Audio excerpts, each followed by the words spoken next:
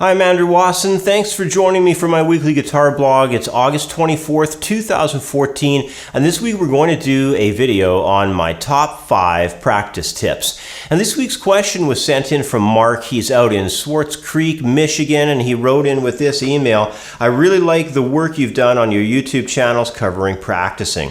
The principles of accelerated learning are very interesting to me. I was curious if you might find the time to relate your personal thoughts on practice, mainly the procedure you found effective and the best mental attitude for producing really solid guitar playing. I'd be greatly interested in this from Mark in Swartz Creek, Michigan, USA. Well, hey, thanks for writing in, Mark. Practicing guitar in a highly efficient manner with the correct, mental attitude and everything is generally not what a guitarist is born knowing how to do. Most times we play for fun, and if we become highly dedicated, there are often some areas that prevent us from achieving the abilities that we would like in the end. And there are also mental attitudes that hold us back as well. But when all of the principles come together and we begin to have good routines in place with the best attitude, all of a sudden, pretty incredible changes start to happen for us as guitar players. If you've never needed to organize something big, like maybe a business database or perhaps coordinate all the records for doing your taxes or something, you're probably aware of how important planning things out to a T can be for getting the job flowing properly. Well, practicing guitar is really no different. There are tons of practice subjects. You could have scales, soloing, rhythm guitar. That's only a few topics, but over the weeks, you have to realize that your subjects will change along with your skill level. So you'll need to monitor and then alter what you're working on over large time frames, like maybe 3 weeks, 3 months, and so on. The main idea is to change up the material at least every 3 weeks. Plan expansion into the mix and rotate through all the keys with your study topics. Don't do something like practice a G major scale for 3 months. That's not going to be to your benefit. Change positions with the scale. Change keys, of course. You should be changing keys daily. Change up the shapes and always combine information to form some kind of larger concept along your guitar neck. And this kind of work is excellent. So other things you can do along with that are keep a logbook, write in your topics, write down your ability level, how you're feeling about things, keep track of your tempo settings. That's a big one. You should be doing that obviously anyway. Also, don't forget to set some goals for yourself, kind of map those out into a plan over a period of, let's say, about 3-month groups where you're working. If you do this, you're going to see some really good results. But, if you practice like a hack and you just jump from one random thing to another, it's not particularly a great approach.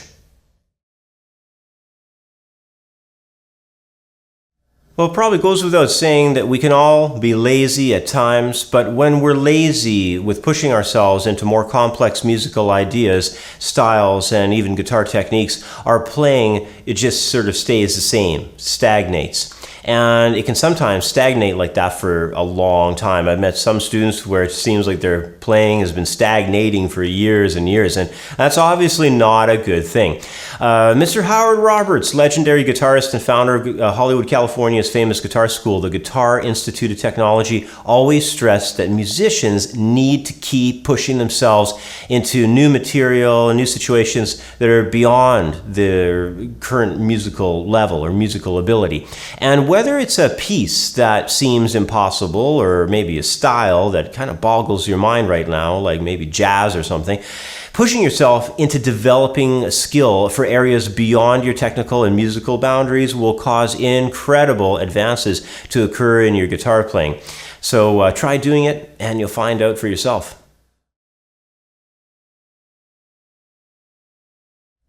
Some students can have a horrible habit of second-guessing themselves, yet they'll totally overlook obvious patterns that they'll execute time and time again that keep promoting and producing the same kinds of results. And worst of all, sometimes these recurring similar results are actually extremely good traits that if they were better realized and maybe even exploited, could produce even better results over and over again. Now, a common example of something that is often overlooked is how musicians communicate with themselves when they're recording difficult parts, maybe playing live on stage. Basically, any kind of real high-stress situation where the adrenaline's pumping, you're trying to control everything.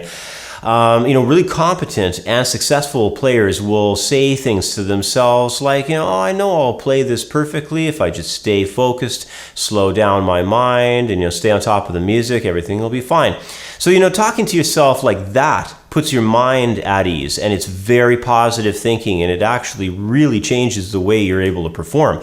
But too many musicians will communicate badly in their mind, saying something like, they're playing the part and they're saying to themselves, oh, I hate this song, I can't play this worth a darn, or, oh, I always screw this part of the song up, this section is terrible for me, and every time I play it, I mess it up. Darn it, getting mad, physically getting mad, that kind of thing. All that stuff is incredibly unproductive. It's just horrible to talk to yourself that way when you're, especially in your high stress situations, recording, all that stuff. But, musicians will do this time and time again. So, the line of thought I would like you to walk away with is pay attention to how you communicate with yourself. It makes a big difference.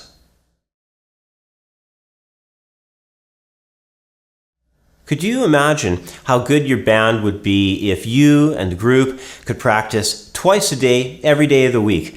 Imagine just for a moment that you had all the resources, all the money, you didn't have to worry about paying rent, groceries, everything's taken care of. Everything was perfect, you had everything you needed, and all you were going to do is from Monday to Friday run through all your band's material in the morning and then get together later in the day and do it all over again.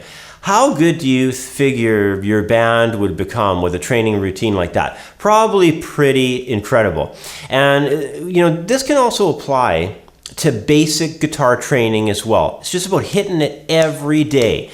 And the good news is you can do this on a small scale, and it actually works wonders. I produced a video on the official Creative Guitar Studio YouTube channel a while ago on this topic. The video is called, if you want to go check it out, it's called The Speed Practice System. And by applying a chunked down, rapid fire approach of using speed practicing, you can accomplish a lot more in short time frames. It's all about hitting it every single day, even if it's only for 6, 7, or 8 minutes. Maybe you can get 15 or 20 minutes in, but it's about grabbing that guitar every single day, even if it's just only for a few minutes. It's a pretty incredible concept. You just have to get yourself in the habit of doing it. And it's all under the golden rule of just grabbing that guitar and getting something done every day of the week, running through a lot of topics really in a very short time frame. It's just bang, bang, bang, just nailing ideas. It's a fantastic concept. You have to work on it for a little while and get used to playing that way and practicing that way, because it will not feel right. It's going to feel awfully weird to just play something, run through a scale for 2-3 minutes, go to another one, go to arpeggios, go to some part of a song you're working on. It's just bang, bang, bang, bang, bang. It's doing this stuff really fast, but you get a chance to work on a lot of material that way, and it really is a fantastic concept, especially for players who have very limited time.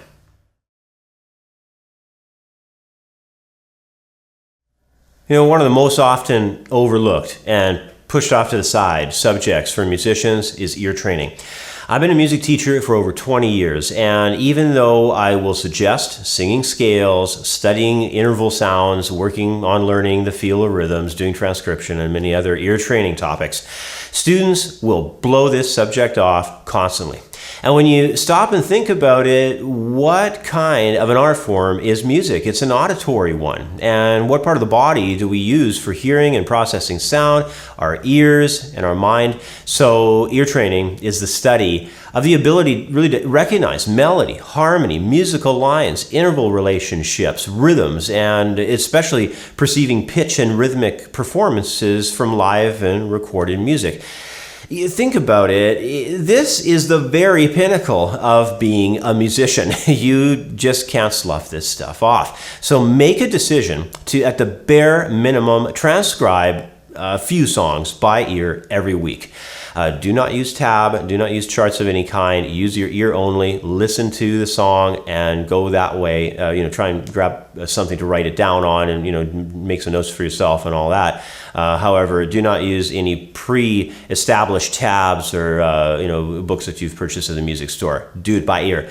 Whatever you do, though, make time for it. Ear training is probably the most important thing any musician can study.